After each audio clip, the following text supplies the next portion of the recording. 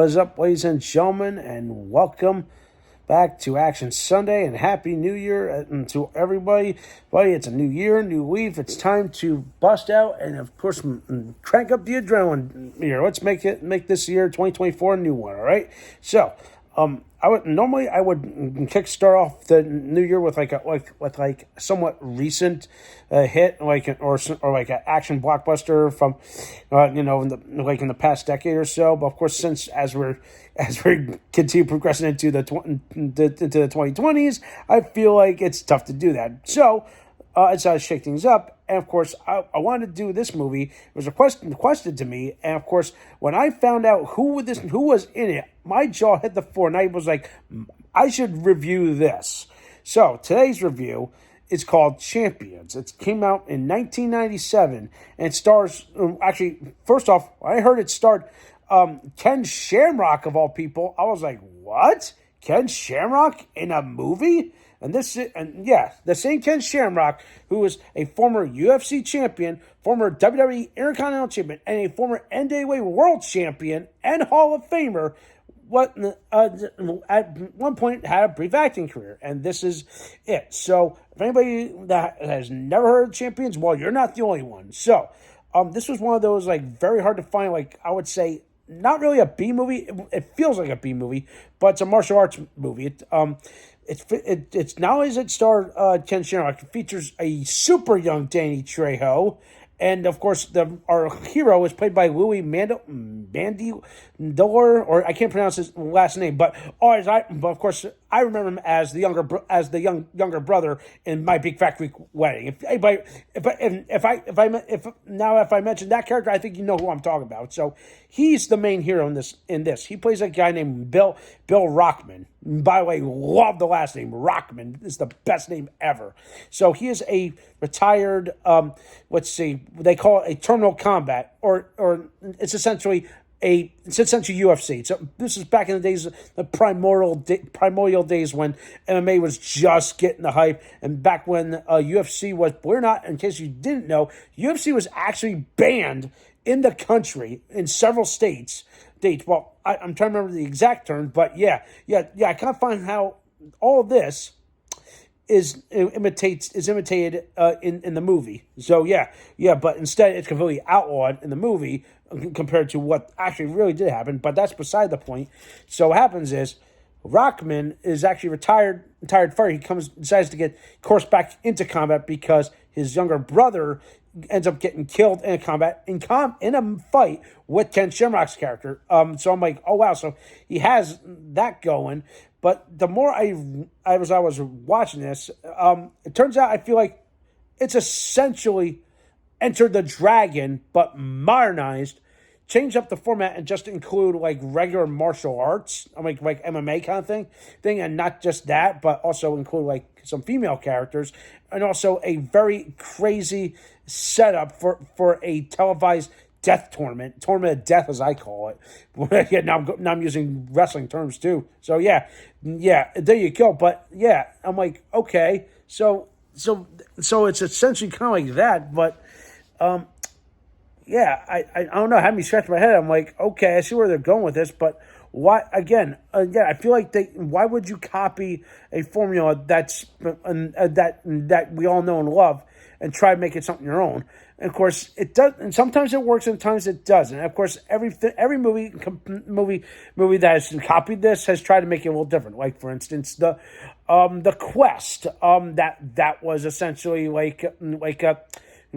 following a tale of a same similar thing, the international tournament kind of thing, the Kumite with Bloodsport. You get my point. Well, actually, with the Bloodsport, that was based on a true story. You've heard my review on that, but here, to me, it just comes off as a cheap knockoff of that. But there's a lot of other crazy shit that happens in this movie. It's like, what unnecessary things that make you just give you a whiplash, but as for the action, I mean, the fights are insane. I mean, I love how Ken Shamrock just kills one guy with two punches, or like one punch and a kick, and it's like that's it, fight's over kind of thing.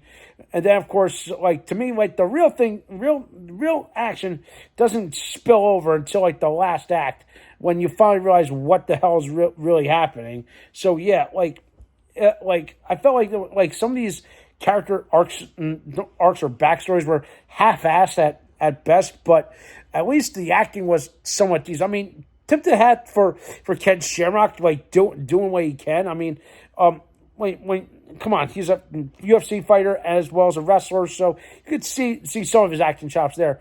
But Louis Mandylor and Trejo really slipped into their characters. I mean, Trejo, like great work as a villain. Really good. Like how I say this, he's his character, I would say, not as insane as the villain in Enter the Dragon, but he actually had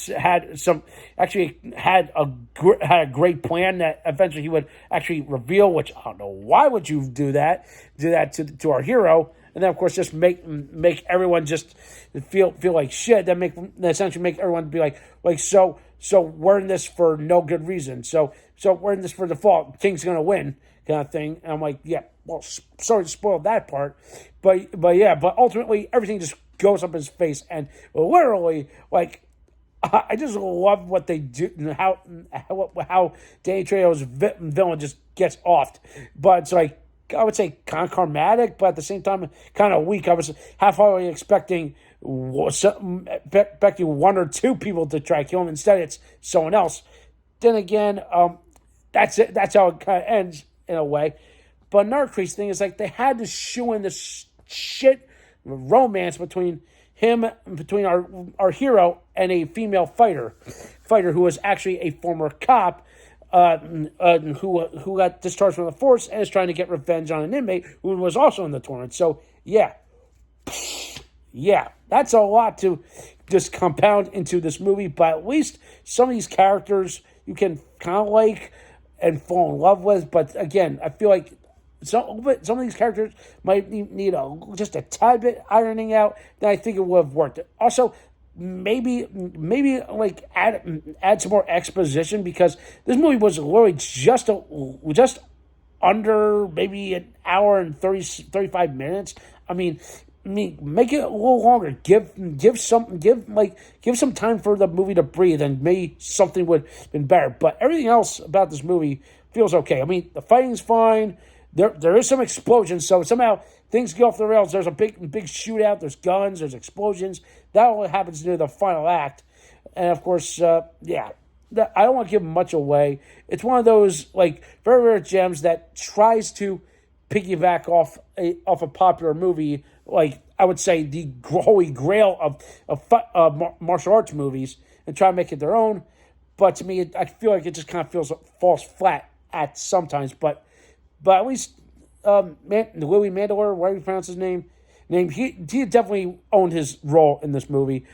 Ken Shamrock, good for what he is, good stuff. I mean, props to him. If this was his one and only big movie, I mean, I think he did a good job. All right, it's a damn shame. I feel like Ken Shamrock would have done better with movies. Oh wait, he's got a brother that's also done movies and TV. Frank, if you guys remember him. So yeah. Outside of that, I would say give this movie a watch if you can get your hands on it. It was available. I found it on YouTube, but I'm pretty sure you can find it on Prime or anywhere you can get your hands on some very rare, hard to find movies. All right. And with that in mind, I'm gonna give Champions a 5.5 out of 10. I wanted to rate a little higher, but yeah. Again, I'd say it's an average movie, but at times I feel like it could have been worse. But I'm not saying it's a terrible movie. I've seen worse. All right, just saying. All right, so that does for this week. Let me know what you think. Don't miss the video. Subscribe to my channel, Steve, for some more awesome and exciting content.